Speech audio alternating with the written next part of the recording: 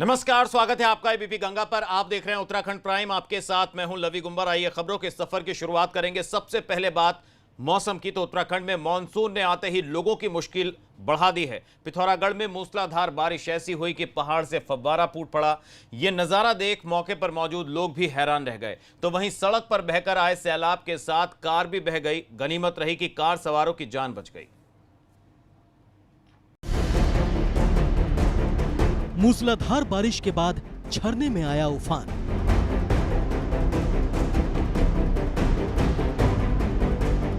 पहाड़ से अचानक फूट पड़ा झरना। पिथौरागढ़ की इस तस्वीर को देखिए। इस झरने में अचानक इतना पानी बढ़ जाता है कि लग रहा है मानो आसमान से नदी धरती की तरफ बहने लगी हो।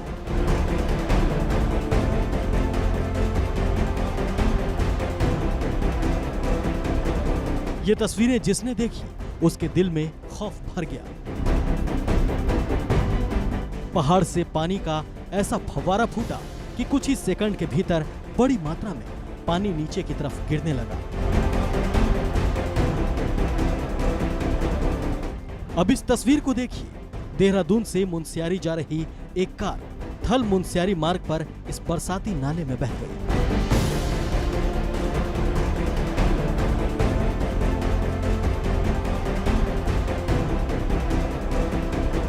देखिए यह कार किस तरह से पानी के तेज बहाव के बीच पलट गई है। गनीमत रही कि कार सवार 2 लोगों की जान किसी तरह से बच गई। उधर बंगापानी मुनस्यारी रोड के पास एक ट्रक सड़क से बह रहे सैलाब के बीच फंस गया। ट्रक चालक पानी के तेज बहाव के बीच से ट्रक लाने की कोशिश कर रहा था, मगर ट्रक चालक की इस कोशिश ने उसे मुश्किल में डाल दिया। पिथौरागढ़ से योगेश पाठक की रिपोर्ट, एबीपी गंगा। इसी बीच रुख करेंगे बड़ी खबर का। लॉकडाउन से जुड़ा बड़ा अपडेट आ रहा है। इस वक्त की बड़ी खबर, जरूरत पड़ने पर प्रदेश भर में लग सकता है लॉकडाउन। इस वक्त की बड़ी खबर, सीएम त्रिवेंद्र सिंह रावत ने दिया बयान। तो काशीपुर में 3 दिन के लिए लगा है लॉकडाउन। शादी में शामिल हुआ शख्स मिला था कोरोना पॉजिटिव। काशीपुर में अभी 50 केस एक्टिव हैं और उसका कारण ये है कि जून लास्ट में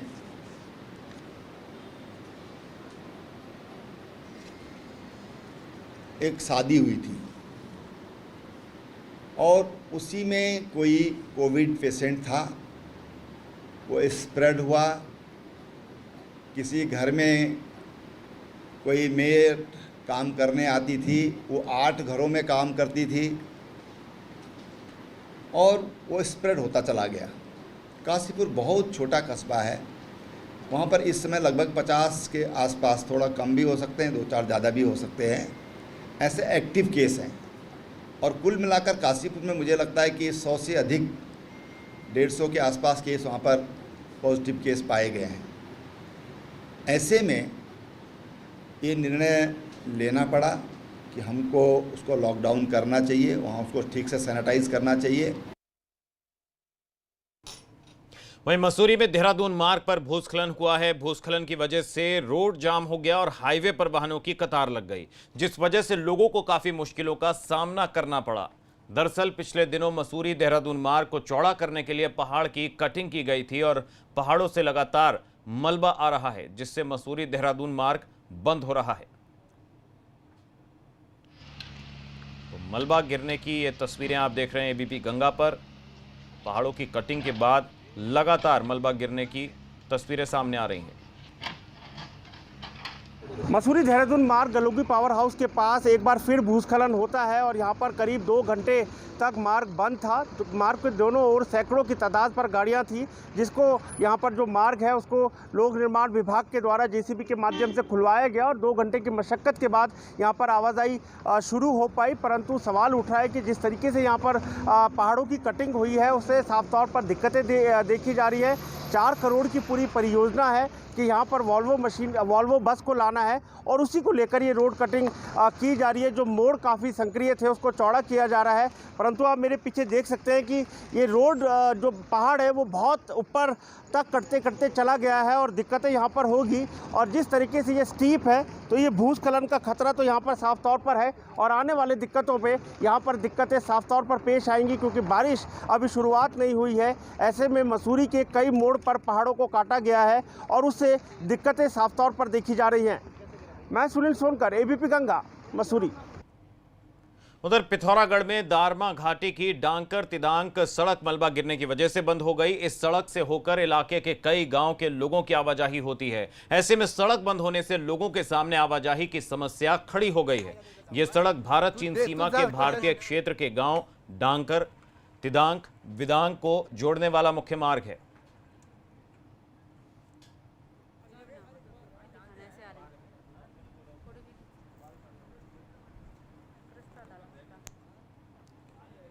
मॉनसून सीजन में इस तरह की मुश्किलें अक्सर सामने आती हैं और इसी तरह की परेशानी यहां लोगों को उठानी पड़ रही है।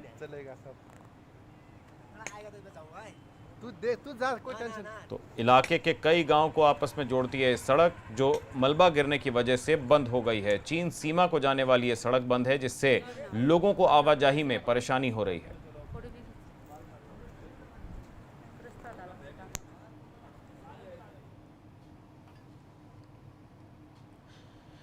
वहीं बद्रीनाथ हाईवे पर लामबगड़ के पास लैंडस्लाइड से श्रद्धालुओं को परेशानी हो रही है। लामबगड़ के पास हाईवे पर मलबा गिर रहा है, जिस वजह से श्रद्धालु जान जोखिम में डालकर सफर करने को मजबूर हैं। श्रद्धालुओं का कहना है कि बद्रीनाथ हाईवे पर मलबा गिरने की वजह से उन्हें परेशानी हो रही है। तो मलबा गिरने की तस्वीरें आप देख रहे हैं, किस तरह से लैंडस्लाइड हो रहा है और बद्रीनाथ हाईवे पर मलबा गिरने से श्रद्धालुओं की मुश्किलें बढ़ गई हैं। तो लामबगड़ ये जगह है जिसके पास ये लैंडस्लाइड हुआ है। यमुनोत्री हाईवे पर कई जगह पर सड़कें बंद हो गई हैं।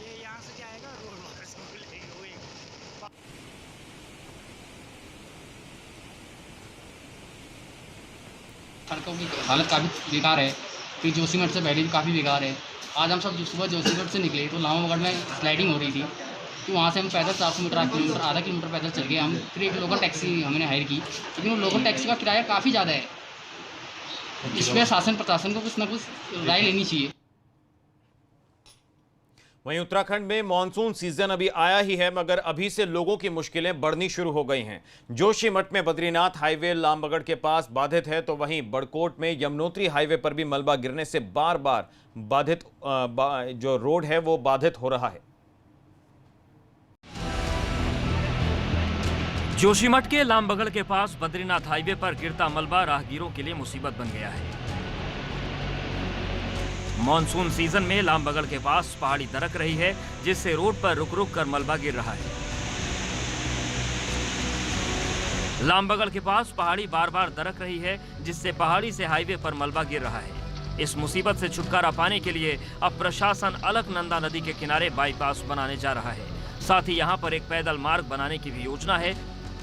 लामबगड़ में लैंडस्लाइड जो जोन है उसका ट्रीटमेंट का कार्य चल रहा है और मुझे उम्मीद है कि वो इस वर्ष कंप्लीट हो जाएगा, परंतु अभी जो वैकल्पिक मार्ग है उसके साथ साथ उसको बनाने की तैयारी चल रही है। वो लगभग 10-12 दिन में कंप्लीट हो जाएगा। उधर बड़कोट में यमुनोत्री नेशनल हाईवे 16 घंटे बाद आखिरकार खुल गया। कुथनौर के पास हाईवे पर बड़ा लैंडस्लाइड हुआ था। हाईवे पर बड़े बड़े पत्थर और मलबा गिरा था, जिससे रोड बंद थी।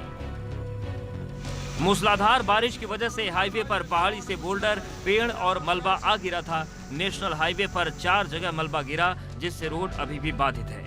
बारिश के पानी की निकासी नहीं होने की वजह से मलबा राजकीय इंटर कॉलेज की तरफ बह रहा है, जिससे विद्यालय भवन के अंदर भी मलबा भर गया है।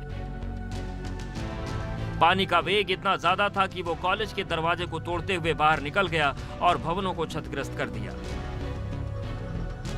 साथ ही मलबे ने किसानों के खेतों को भी तहस नहस कर दिया है। अभी तो मानसून सीजन अच्छी तरह से आया नहीं, आने वाले समय में जब बारिश ज्यादा होगी तो हालात और बिगड़ सकते हैं।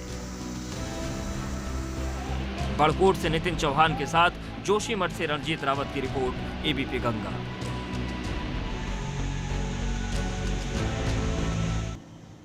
वहीं देहरादून में सीएम त्रिवेंद्र सिंह रावत ने प्रेस कॉन्फ्रेंस की। इस दौरान सीएम ने केंद्र सरकार की भारत नेट फेज 2 योजना की जानकारी दी। इस योजना के तहत राज्य को केंद्र से 2000 करोड़ की स्वीकृति जारी की गई है।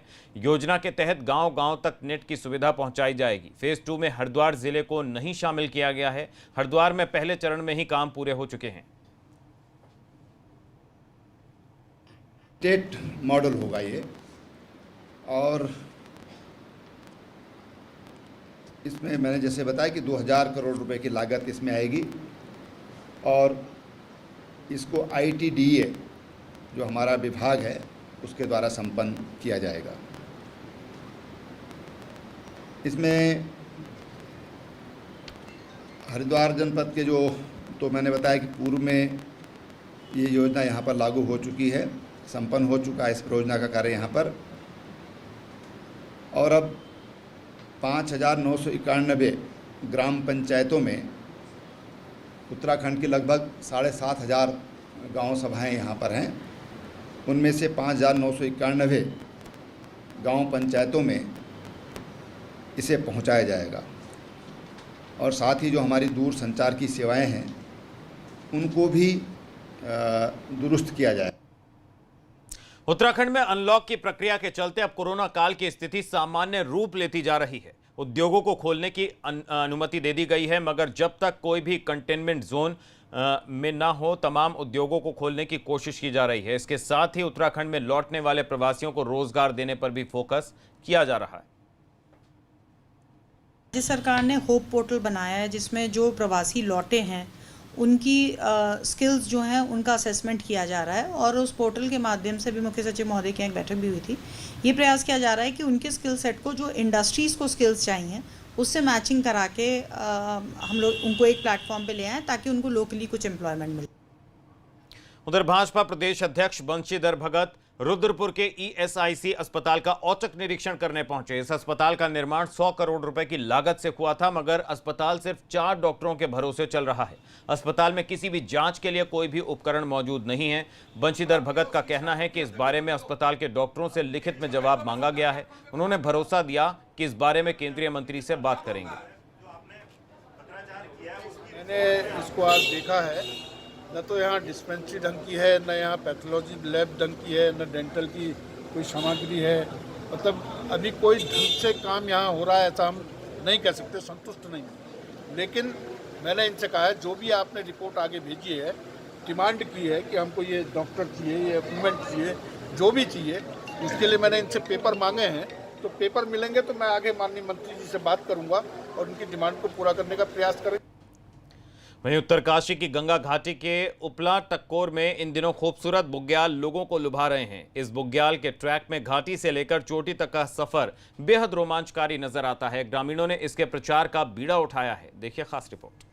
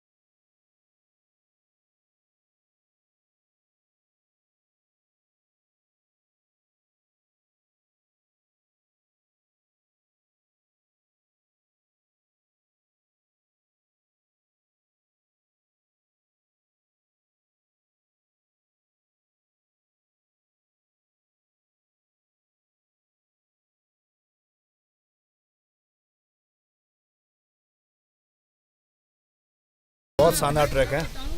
इस ट्रैक की खासियत ये है कि यहाँ से आप आसपास के जितने भी हैं, हमने पहली बार लमखा का पास यहाँ से देखा है। यहाँ से आप बंदर बूझ का हमने पहली बार देखा है। ये जो हमारे राइट साइड पर जो ये रास्ता जा रहा है, जॉली पीक के लिए रास्ता जा रहा है, ये हमने देखा है। और हम ठीक माउंट विल्सन के बैक साइड पोर्शन पर हम खड़े हैं, और ये जो जगह है यहाँ पर आप देख रहे हैं, ये पटाली इस जगह को बोलते हैं। यहाँ पर बताते हैं कि कभी बुजुर्ग झाला के जो आते थे, जब वो जाते थे कहीं पर धाड़ा मारने या कुछ, उसके बाद यहाँ पर सेलिब्रेशन करते थे। आवाना बुग्याल जिला मुख्यालय उत्तरकाशी से करीब 70 किलोमीटर दूर गंगोत्री नेशनल हाईवे पर झाला कस्बे में पड़ता है।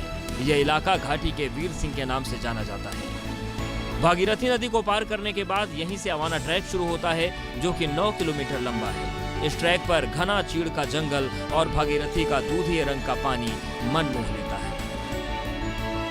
खड़ा हूँ सुकी टॉप में। मेरे पीछे आप देख सकते हैं, ये जो व्यू दिख रहा है आपको, ये अवाना बुग्याल है। इसके बारे में ज़्यादा लोगों को पता नहीं है, तो हम ये चाहते हैं कि ये अवाना बुग्याल फेमस हो, गवर्नमेंट के संज्ञान में ये चीज़ आए और यहाँ पर ट्रैकिंग चालू हो और हमारे लोगों को, जो टकनौर पट्टी के लोग हैं, यहाँ के लिए रोज़गार की व्यवस्था हो और पलायन रुक सके। और बड़ी बात यह है कि जो अवाना बुग्याल है, यहाँ से बिल्कुल श्रीकंठ दिखाई देता है। मगर प्रचार प्रसार नहीं होने से इलाका अभी तक अपनी पहचान नहीं बना सका है। ग्रामीणों को उम्मीद है कि उनके इस मिशन के बाद इस इलाके को पहचान मिलेगी। उत्तरकाशी से दिग्वीर सिंह बिष्ट की रिपोर्ट, एबीपी गंगा।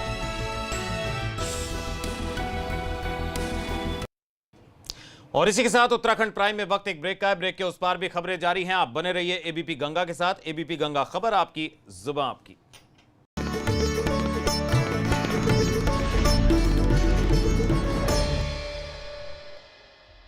धान की खेती के लिए सिंजेंटा का वरदान, वोटाको दानेदार। धान के पौधों को तना छेद कीटों से बचाए, जिससे मिले अधिक किल्ले, सुरक्षा भी, शक्ति भी, सिर्फ वोटाको से। सीनियर इंस्पेक्टर कबीर साहब, welcome to Delhi crime branch. Killer रुकने वाला नहीं है सर। एक और मर्डर हो गया। सस्पेक्ट एक भी नहीं, मिसलीड कर रहा है हमें। एक भी फिंगरप्रिंट नहीं है। ये केस मेरा है और मैं ही सॉल्व करूंगा।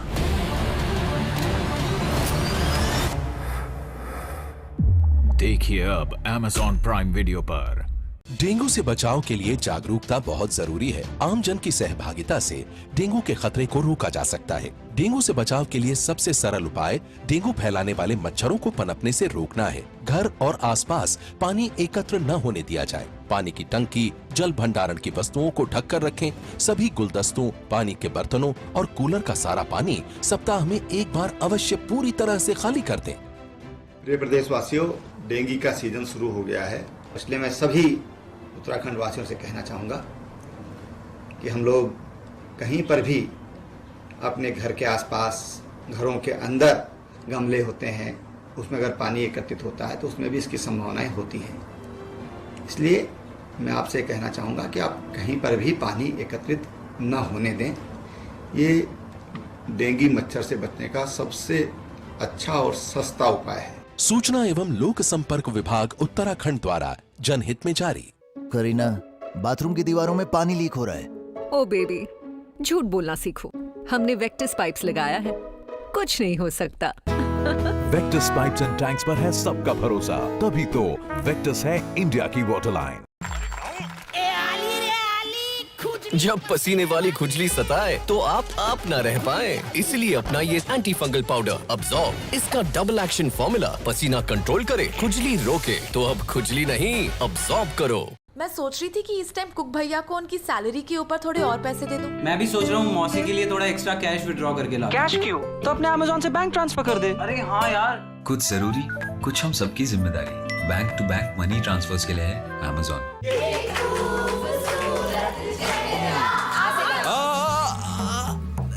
एसिडिटी, नींबू पानी लेगा? अरे कोई अजवाइन लाओ। अरे ये सब छोड़ो, इनो लो। इनो, ये एसिडिटी पे काम शुरू करे सिर्फ 6 सेकंड में। आज मैं ऊपर, इनो जियो वाइफ नॉन स्टॉप। डेंगू से बचाव के लिए जागरूकता बहुत जरूरी है। आम जन की सहभागिता से डेंगू के खतरे को रोका जा सकता है। डेंगू से बचाव के लिए सबसे सरल उपाय डेंगू फैलाने वाले मच्छरों को पनपने से रोकना है। घर और आसपास पानी एकत्र न होने दिया जाए। पानी की टंकी, जल भंडारण की वस्तुओं को ढक कर रखें। सभी गुलदस्तों, पानी के बर्तनों और कूलर का सारा पानी सप्ताह में एक बार अवश्य पूरी तरह से खाली कर दें। प्रिय प्रदेशवासियों, डेंगू का सीजन शुरू हो गया है, इसलिए मैं सभी उत्तराखंड वासियों से कहना चाहूँगा कि हम लोग कहीं पर भी अपने घर के आसपास, घरों के अंदर गमले होते हैं, उसमें अगर पानी एकत्रित होता है तो उसमें भी इसकी संभावनाएं होती हैं। इसलिए मैं आपसे कहना चाहूँगा कि आप कहीं पर भी पानी एकत्रित न होने दें। ये डेंगू मच्छर से बचने का सबसे अच्छा और सस्ता उपाय है। सूचना एवं लोक संपर्क विभाग उत्तराखंड द्वारा जनहित में जारी। For me, my passion was sports, but Dad wanted me to be an engineer. Glad I joined LPU, where I followed my passion, and today I work for Amazon at a package of 28 lakhs per annum. Thanks LPU for making me achieve both.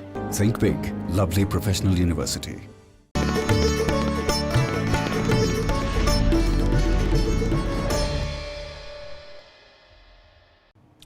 स्वागत है आपका। Break के बाद पिथौरागढ़ में विधायक हरीश धामी और BRO के बीच हुआ विवाद रुक नहीं रहा है। दरअसल मदकोट जौलजीबी सड़क को 4 जुलाई को खोलने को लेकर विवाद हुआ था। दोनों पक्षों ने मुंसियारी थाने में एक दूसरे के खिलाफ एफआईआर दर्ज करवाई है।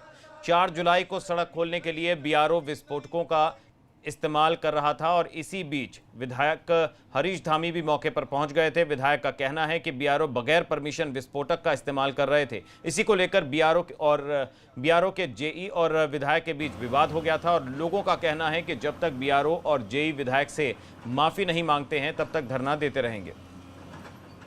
दोनों पक्षों के द्वारा एक दूसरे के खिलाफ मुकदमा पंजीकृत किया गया थाना मुंसियारी पर। इसमें तफ्तीश जारी है।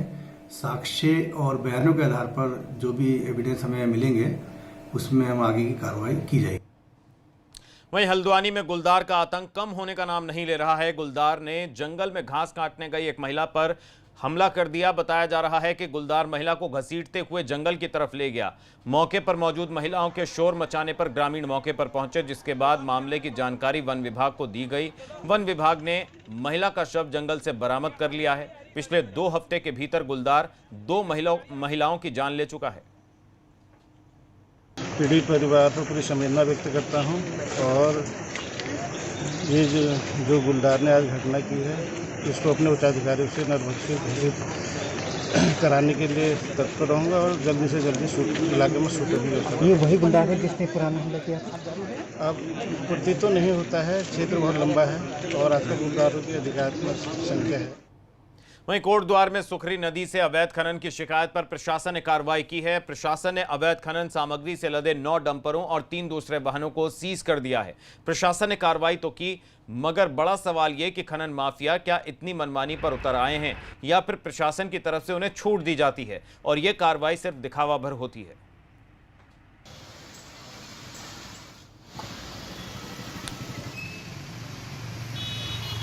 नदी क्षेत्र के इधर बीएल रोड पे तकरीबन 9 वाहन पकड़े गए हैं, जिनको सीज किया गया और उनके खिलाफ कार्रवाई भी गतिमान है। इसके अलावा 3 डंपर और इस तरह से पकड़े गए हैं जिनको जो रूट दिया गया था चलने के लिए वो उस रूट से इधर मूवमेंट कर रहे थे आबादी वाले क्षेत्र से, तो उनको भी मौके पे सीज किया गया। कॉर्बेट टाइगर रिजर्व वैसे तो बाघों का गढ़ है, लेकिन टाइगर रिजर्व में बाघों के साथ ही कई अन्य दुर्लभ वन्य जीव भी मौजूद हैं और इसी तरह से इस संरक्षित क्षेत्र में कई दुर्लभ वनस्पतियां भी फल फूल रही हैं। टाइगर रिजर्व में इस बार एक ऐसी वनस्पति मिली है जो यहां पहली बार देखी गई है। ये पौधा international union for conservation of nature की लिस्ट में एंडेंजर्ड स्पीशीज के रूप में दर्ज है।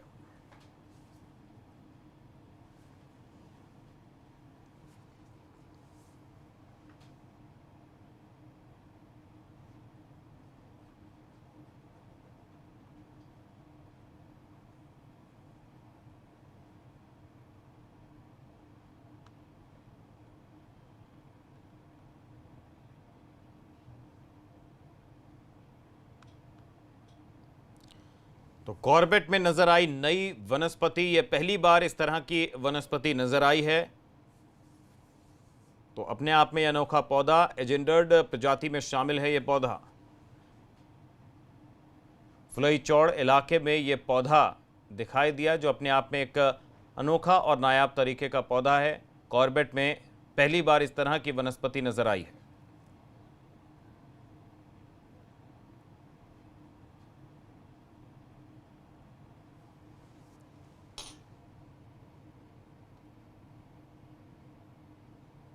और इसी के साथ उत्तराखंड